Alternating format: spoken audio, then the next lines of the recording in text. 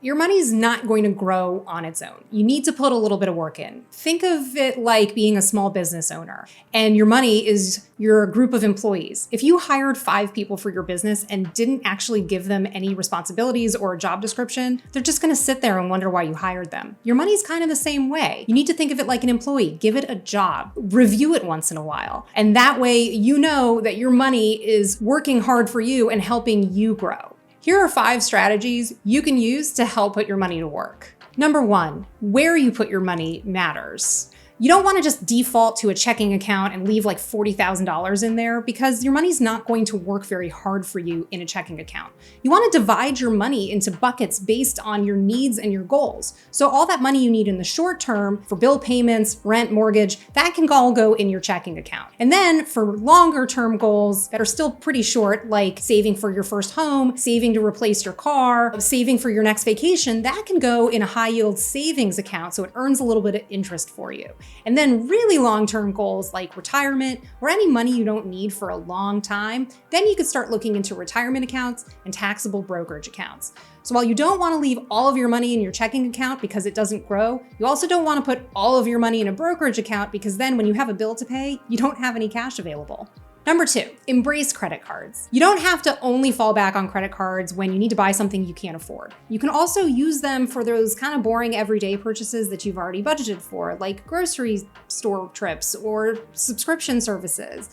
That way, you put small charges on the card, you know you can afford to pay them off on time every month, and over time, you build your credit history and you work your way up to good or even excellent credit. And this unlocks so many doors later on when you want to buy a home or finance a car or even get an account with the local electric company. These are all times when your credit score might come in handy and make things easier and less expensive for you. So you really want to focus on building your credit in a sustainable, easy way with a credit card, but just, don't bite off more than you can chew. If you put $40 on your credit card every month for one purchase, pay it off, and then use your debit card or cash for the rest, that's totally fine. Number 3, save for retirement, but budget for life.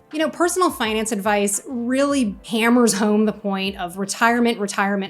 And yes, saving for retirement is really important. You need probably a couple $1,000,000 to be financially comfortable without working for the last 30 or so years of your life. And it takes a really long time to save up that amount of money. So yes, absolutely budget a sum of money out of every paycheck and put it into a retirement account. Please do that. But also remember the fact that you probably have about 45 years of adulthood before you retire, and you're gonna wanna do stuff during that time too.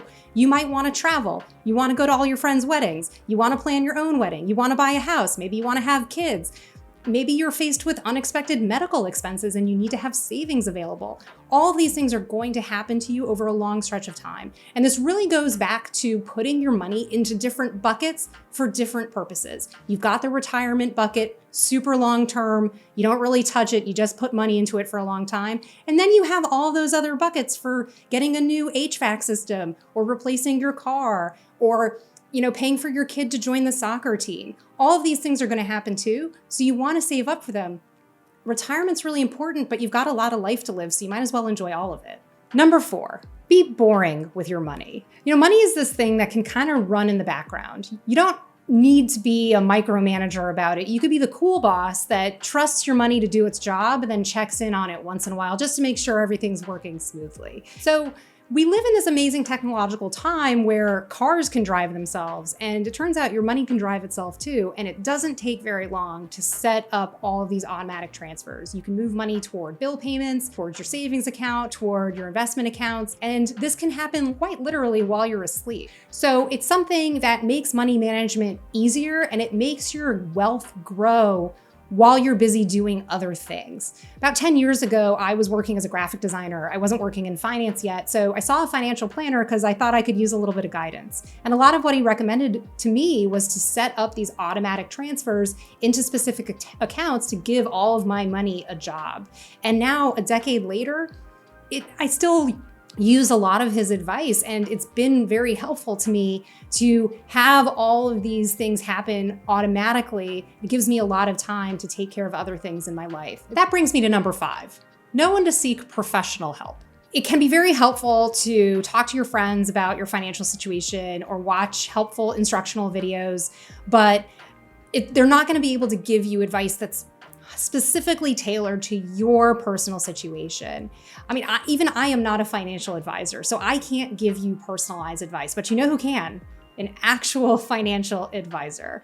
And it can cost, it costs money to get this kind of advice because, it's tailored to you. It's their job. You should pay them to do their job, but it can save you so much time and help you grow your wealth, especially if you're at a time in your life where you're going through some really big changes. These are often the times where it's most helpful to call in the professionals and get assistance. Things like starting a new job or getting a promotion, relocating to a new city, getting married, getting divorced, having kids, inheriting money from your family. These are all big moments in your life, and they're all financial moments too. So that could be a time when you really want to have somebody on your team. If you had to rewire your house, you're not going to do it yourself. You're going to call an electrician. Think of it like this being one of those times where you need the professional with the expertise to help you make sure you don't make any huge mistakes. So to recap, where you put your money matters, embrace credit cards, save for retirement but budget for your life, be boring with your money, and know when to seek professional help.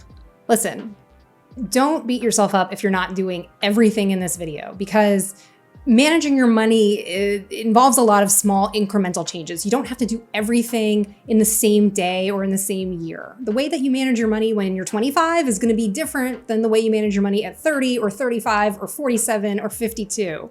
So as your needs change, just add different things into the way that you handle your finances and take things out that no longer work for you. There's no pressure, but just realize that doing something toward managing your money more effectively is better than doing nothing. I'm Sara Rathner, personal finance expert at NerdWallet. If somebody's given you useful financial advice, leave it in a comment below, and don't forget to like and subscribe.